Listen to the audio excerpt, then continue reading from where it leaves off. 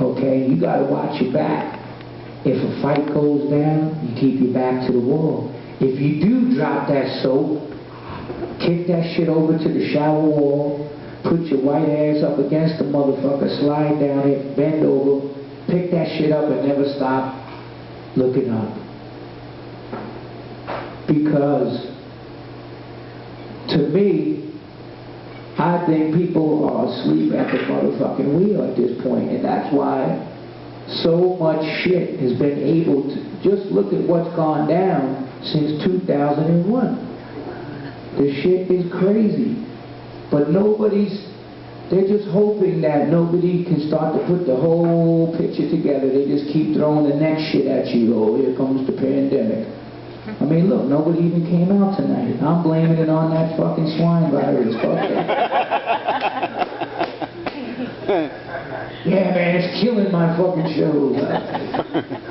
Really, I'm not here to talk politics or I know realistically that shit is never going to help get this planet out of the fucking shithole it's dug for itself. Because the real revolution is a revolution of consciousness. You ain't gonna pick up guns against these motherfuckers. And that's what Bob Marley said too. Have no fear for atomic energy, because none of them can stop the time. And when we realize that, then we could get back to the unfinished business of the 70s and the 80s, back to the brother and sisterhood, when people cared about each other and looked out for each other. And not this dog eat dog, every motherfucking man, woman, and child for themselves bullshit that we have going on now. See, that was created by the establishment because it's all about divide and conquer. Unity amongst the people, that's their greatest enemy. See, it's always been divide and conquer. And Bob also said, soon we'll find out who is the real revolutionaries. And I don't want my people to be tricked by mercenaries. Brother, you're right. You're right. You're right. You're so right. We'll have to fight for our rights. And you know what? That fight is some risky shit.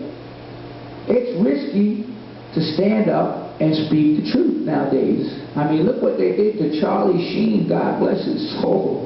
When he stood up and said 9/11 was an inside job, they aired that motherfucker's dirty drawers and every other motherfucking thing he did all over the internet and tried to ruin that motherfucker. Even Jesse Ventura, check that out, decorated Navy SEAL in Vietnam, 6 years with the SEAL teams, governor.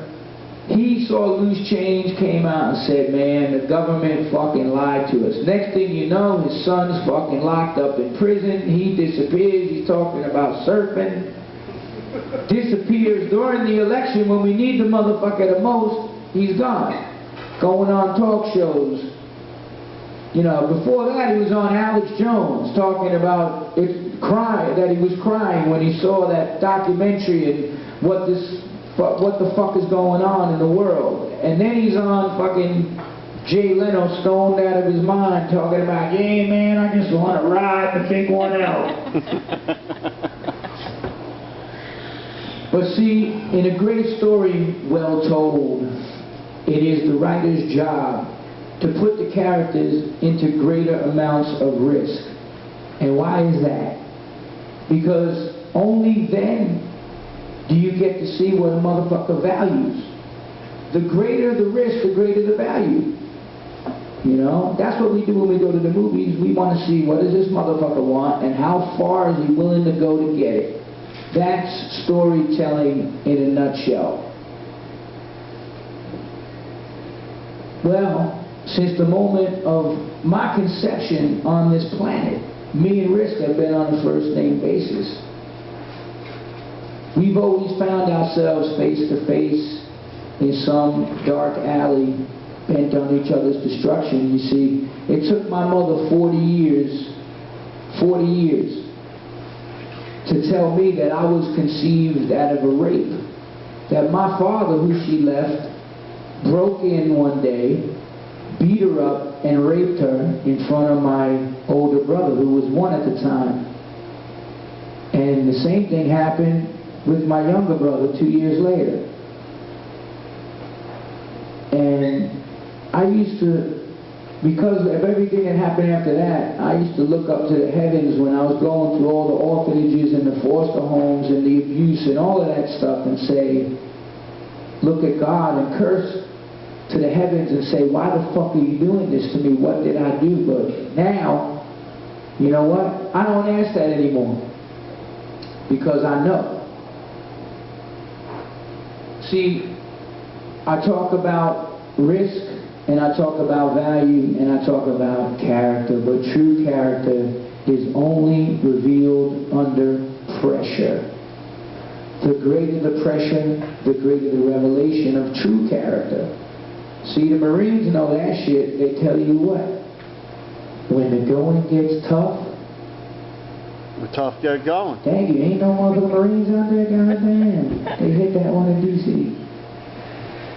You see, anybody could act like they're tough, they're this, they're that, and I've seen it a million times from everything I've been through in my life, growing up on the streets in New York, when New York was New York, back in the 70s. That was my first year on the streets, 1977. And you see all these loud mouths, one in particular.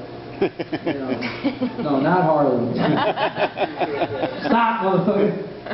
Nah, I don't diss nobody. I'm talking about this dude named Disco. Disco. When I sold, he was this big ass disco boy on steroids that hung out in Forest Park, and he used to carry a gun, and he was like the big protection and all this shit.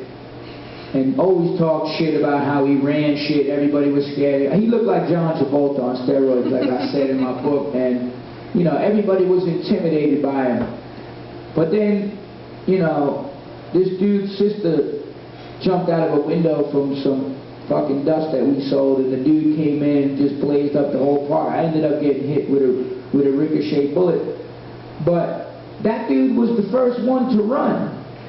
That, you know, and that was his true character. His characterization is, yeah, I'm a tough motherfucker. You know? But when the shit hit the fan, it was a whole, then you get to really see who people are. You know? That's why they say, in storytelling, you have to put the characters under pressure. Only then, that to the end of the line, faced with the most focused forces of antagonism and pressure the characters ever experienced. You know? See, my journey and the pressures of that journey in my life made me search, and in my search, I found soul. Because soul is some shit that you get in touch with when you're dealing with risk, with adversity, with pressure, with trials and tribulations. Only then do you hit bedrock. Only then do you know soul. Only then can you identify